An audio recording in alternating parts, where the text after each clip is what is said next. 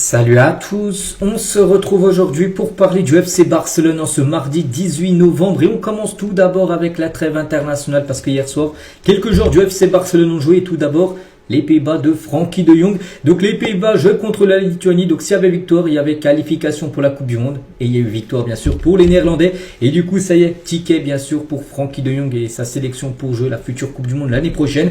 Et concernant de Jong, il a fait plutôt un très bon match les gars, donc il a joué 63 minutes, bon le score était déjà acquis bien sûr, il est sorti en fin de match pour éviter toute blessure, tout ça, il a laissé aussi un peu de temps de jeu à d'autres joueurs bien sûr, donc voilà 63 minutes c'est une passe D, il était décisif dans le match, un plus grand nombre de passes les gars, 82 ballons touchés, 100% de duels aériens remportés, dribble réussi, 100%, il a tout réussi, 93% de précision de passe, 3 longs ballons réussis sur 3 et 2 grosses occasions créées. Voilà, vraiment un gros match de la part de Jong maintenant.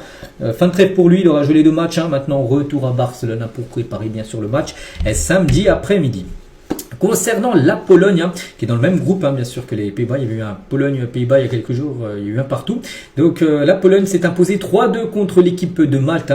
Donc concernant Lewandowski, il a été bon dans le match, un victoire 3-2 de sa sélection. Et il a été buteur et passeur D, voilà, décisif sur 2 des 3 buts de sa sélection, Robert Lewandowski. Et à noter du coup que la Pologne, du coup vu qu'ils finissent deuxième, vu que c'était dans la même poule que les Pays-Bas qui finissent en tête, du coup la Pologne passera par les barrages pour essayer de se qualifier pour la future Coupe du Monde. Concernant l'Allemagne de Ter Stegen, même si Ter Stegen n'a pas joué, parce qu'on sait que Ter Stegen est blessé actuellement. Mais en tout cas, félicitations bien sûr à sa sélection, parce que hier ils se sont imposés 6-0 contre la Slovaquie, même s'il n'était pas présent, vu qu'il ne pouvait pas jouer, il a loupé tous les rassemblements là depuis le début de saison. En tout cas, sa sélection est bien qualifiée, et on sait que c'est peut-être lui le numéro 1 au cage, bien sûr, du côté de la sélection allemande. Donc maintenant à lui, bien sûr, de jouer en club, s'il veut jouer. En tout cas, sa sélection est bien convoquée, maintenant c'est à lui de jouer en club. S'il veut être appelé par Nagelsmann, bien sûr, en sélection allemande. Donc, on pense vraiment que Ter Stegen, les gars, partira certainement en janvier. C'est sûr à 99% qu'il parte. S'il reste au Barça, s'il reste sur le banc, il risque de louper, bien sûr, cette Coupe du Monde où il pourrait en plus être le numéro 1. Bref, voilà ce qu'il y a à dire, les gars, sur cette trêve, sur les matchs d'hier. Le programme aujourd'hui, n'oubliez pas que la trêve se termine aujourd'hui, les gars. C'est les derniers matchs et demain, les gars, la trêve ne viendra plus jusqu'au mois de mars prochain. On sera, on peut dire, tranquille. Donc, concernant les joueurs du Barça, je cherche, par exemple, les Espagnols, pour Cubarsí, Dani Olmo, Ferran Torres, ils jouent contre la Turquie tout à l'heure. Bon, voilà, c'est quasiment qualification. Ils peuvent même perdre 6-0, ils seront qualifiés les Espagnols. On se dit, mais attends, du coup, qu'est-ce qui se passe? Non, il faut que la Turquie gagne 7-0 en Espagne ce soir pour être qualifiée. Voilà. Parce qu'on n'oublie pas que l'Espagne a gagné 6-0 au match aller. Donc là, c'est le match retour. Il y a 3 points d'écart entre les deux équipes. Bon, voilà, l'Espagne aura son ticket. Donc bonne chance, bien sûr, aux joueurs du Barça qui jouent avec l'Espagne. Il y a le Danemark, bien sûr, de Christensen joue contre l'Écosse. Il y a qui d'autre aussi qui pourrait jouer aujourd'hui? Je regarde, non, c'est tout. Peut-être la Suède de Ronny Bardi, je crois qu'il est en sélection. Il joue contre la Slovénie.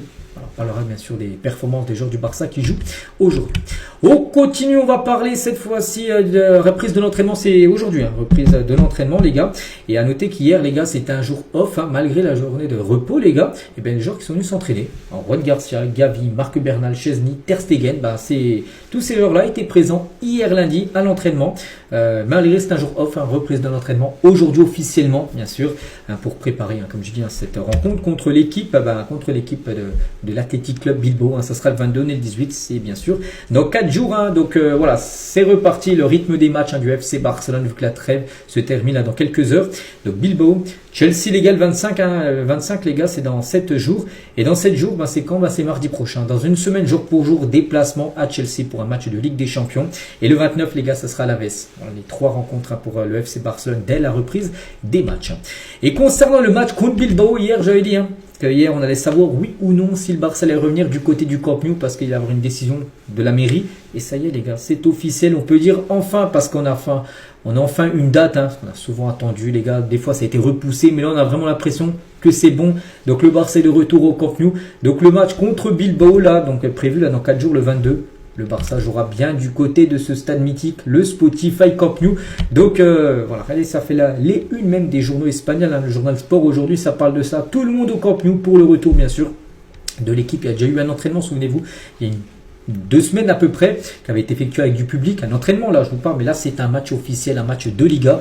Donc tout le monde au Camp Nou pour sport et la une journal Mundo Deportivo, ok pour le Camp Nou. c'est ok pour le retour. Donc ça y est, hein, donc le match contre Bilbao a lieu à 16h15. Donc il va faire certainement beau ce week-end. Enfin j'en sais rien, mais il fait souvent beau à Barcelone. Donc il y aura du soleil. Enfin, j'espère. Il y aura du monde, bien sûr. On attend beaucoup de monde, les gars. On attend plus de 45 000 spectateurs. Voilà, c'est la capacité max du stade qui est toujours en travaux. Et à noter que le retour du Barça au Camp Nou, après 2 ans et demi, ça faisait 2 ans et demi que le Barça ne jouait pas au Camp Nou. Ils ont longtemps joué à Montjuïc, ils ont joué quelques fois au stade de Johan Cruyff. Parce que, voilà. Puis, de base, hein, souvenez-vous, les gars, on en parlait que le Barça devait faire son retour au Camp Nou en novembre 2024. Novembre 2024, c'était il y a un an. Hein. Donc là, on est novembre 2025 et ça y est, ce 22 novembre, on a l'impression vraiment. 2025, bien sûr, on a vraiment l'impression que ça y est, c'est la date enfin du retour. Hein. Donc, lors du dernier match du Barça dans le stade, hein, Ansu Fati avait planté un doublé. Voilà. Dembélé, Ousmane Dembélé, maintenant qui joue au PSG, qui est Ballon d'Or, hein, avait délivré une passe D lors de ce dernier match. Hein.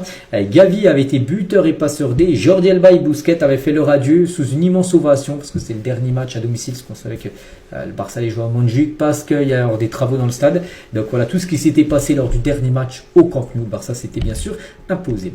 Et comme je dis, hein, donc c'est la licence 1B qui a été obtenue. Ça y est, c'est validé. La mairie a dit oui, la licence c'est bon. Vous l'avez 1B. Donc là, c'est dire la licence, tu peux accueillir du public. Donc le match contre Bilbao aura une capacité de 45 401 spectateurs exactement. Voilà. Donc le premier et le deuxième niveau seront ouverts, pas le troisième. Il y a toujours des grues, il y a toujours des comment dire, en travaux pour construire ce toit, bien sûr. Donc, le prix des places, les gars, s'envole. Hein. Bien sûr, c'est le retour au Camp Nou. Tout le monde va être là pour le retour de l'équipe du côté du Camp Nou, bien sûr. Hein. Regardez les prix des places, les moins chères, 200 €, 199. Hein. Voilà, pour 1 euro, on va pas faire le détail, mais voilà, 199 le prix les moins plats, enfin les prix moins chers. Après, tu en as 200, tu en as 300, tu en as 400, tu en as 500, tu en as 700, tu en as 1000 € les prix les plus chers. Hein, là. Bon, après, tu es mieux placé, hein, zone VIP de la loge présidentielle, hein, juste à côté, peut-être Juan Laporta qui est juste à côté. Bon, lui, il va pas payer sa place, mais toi, si tu vas aller regarder le match, 1000 € seulement pour le match, hein, une place. Bon. C'est très cher, mais voilà, les prix comme les moins chers, c'est 200 € parce qu'il y aura une forte demande. Hein. Tout le monde veut être là pour le retour, bien sûr, de l'équipe du côté du Camp Nou. Et concernant ce match contre Bilbao, hein, donc le Barça a informé l'Athletic Bilbao qu'il n'obtiendrait pas de billets à l'extérieur pour le match de ce week-end parce que normalement, chaque match de Liga, donc l'équipe qui reçoit doit donner un quota de place à l'équipe visiteuse, bien sûr, pour les supporters de l'équipe adverse. Donc là, il n'y en aura pas. Pourquoi? Le règlement donc exige que les supporters des deux équipes ne soient pas réunis dans les mêmes zones du stade. Mais cela est impossible avec la licence actuelle du 1B au Camp Nou parce que normalement, vous savez, les visiteurs, quand ils viennent au Camp Nou, c'est le 3e étage. Et là, en gros, c'est pas possible d'amener des visiteurs. Donc là, en gros, tu pourras pas mélanger les supporters du Barça avec ceux de Bilbao par des débordements, tout ça. Donc du coup, il n'y aura pas de place pour les supporters de Bilbao. Voilà. Par rapport qu'il y aura seulement le 1er et le 2e étage seront ouverts avec pas de parquage visiteur. Peut-être il sera créé, peut-être prochainement, j'en sais rien. Et pour l'instant, ce ne sera pas possible. Donc voilà, concernant cette rencontre. Hein. Et toujours aussi avec ce retour, les gars, c'est qu'on en parle beaucoup parce que voilà, on a beaucoup attendu. Ça faisait 2 ans et demi que le Barça n'ait pas joué dans le stade. Hein, donc on va savourer ce retour. Donc l'UEFA aussi n'a pas encore déterminé si le Barça peut accueillir des matchs de Ligue des Champions. Parce que là, le match de samedi, c'est un match, on est d'accord, de Liga. Liga, c'est différent avec l'UEFA, la Champions League. Hein. Donc la Liga, pour l'instant, c'est OK. Mais le prochain match à domicile de Ligue des Champions contre Francfort, on ne sait pas si ça se jouera au Camp Nou ou le stade Montjuïc sera utilisé. Le stade B, on va dire, enfin le stade, voilà, de temps en temps qui dépanne. Hein. Donc pour l'instant, on ne sait pas. En Champions League, où jouera le Barça son prochain match à domicile. Et quand les travaux seront finis, parce que là, le 1er et le 2e niveau seront ouverts, bien sûr, donc le 3e niveau, il y a encore plus de capacité, bien sûr, avec les grues, tout ça, enfin, qui construisent le toit. Il faudra attendre, bien sûr, 2027. Normalement, j'ai entendu, moi, toujours après l'été 2027. L'été 2027, après, donc encore, on va dire 2 ans de travaux. Après, le stade aura une capacité de 105 000 places, ce sera la capacité max. Hein. Mais pas que le Camp Nou, avant, la rénovation est à 99 500 à peu près. Ils ont fait exprès d'essayer de dépasser cette barre symbolique des 100 000 places, 105 000 places même. Seront disponibles quand le stade sera fini, bien sûr, à 100%. Et concernant aussi toujours ce retour, bien sûr, du Camp Nou, qui est un événement, on va pas se mentir. Hein. Donc, joueurs de Barcelone qui n'ont jamais joué au Spotify Camp Nou, donc Fermin Lopez, Casado, Daniel Mo, Poku Barsi, Martin, Juan Garcia, Marc Bernal, Rony, Bardi et Dro. Voilà, sont les joueurs de l'effectif actuellement de l'équipe première qui n'ont jamais joué du côté du Camp Nou. Soit ils étaient pas au Barça, ou soit ils étaient déjà au FC Barcelone, mais ils étaient dans les catégories jeunes. Hein. Je pense à Dro, je pense à Bernal, je pense à Poku Barsi, Gérard Martin. Ils étaient en équipe B, donc jamais ils avaient eu l'occasion de jouer en équipe première à l'époque. Donc ils pourront fouler cette pelouse mythique du Camp Nou. pour un match, hein, bah, peut-être bien sûr ce week-end. Et concernant Rashford et Chesney, on sait qu'ils ne sont pas mis là parce qu'ils ont déjà joué au Camp Nou, mais jamais en tant que joueur du Barça. Ils ont déjà joué avec leur équipe.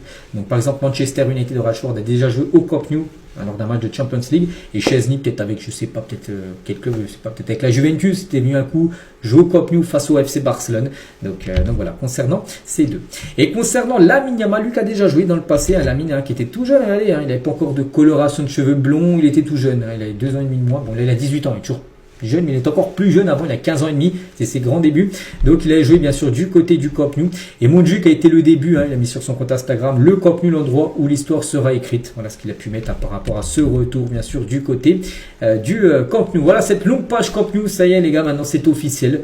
On continuera à en parler jusqu'à samedi où ça sera bien sûr une journée de fête, voilà, avec ce retour au stade. On continue les gars, on va parler de Pedri. Devrait reprendre l'entraînement cette semaine, ça c'est une très bonne nouvelle. Désormais le Barça disposait d'un effectif presque totalement apte. Seul Ter Stegen et Gavi, souffrant de blessures de longue date, seraient encore absents parce que lui pourrait reprendre l'entraînement cette semaine. On sait que Juan Garcia devrait être là samedi. Rafinha aussi pourrait être là les gars pour le grand retour au Camp Nou. Donc tout le monde est là, sauf Ter Stegen et Gavi encore, des blessés de longue date qui ne devraient pas être là pour le prochain match. Et voilà, concernant, comme je dis, Pedri il a repris l'entraînement. Après ce qu'il jouera contre Bilbao, ça je ne sais pas, je ne suis pas du côté du Barça, mais voilà, il est écarté pour affronter Bilbao. Pour l'instant ça semble compliqué, pas de risque va être pris. Mais il pourrait être prêt pour affronter Chelsea. Chelsea, j'ai dit, c'est mardi prochain, donc il pourrait peut-être jouer ce match de Champions League. Et si le Barça décide d'attendre, il reviendra du coup le week-end d'après contre Alaves. Mais voilà, en tout cas il reprend l'entraînement, ça c'est la bonne nouvelle. Voilà, concernant Pedri. Et toujours avec lui, à noter qu'il y a quelques jours il a fait une interview, il disait qu'il était heureux en amour.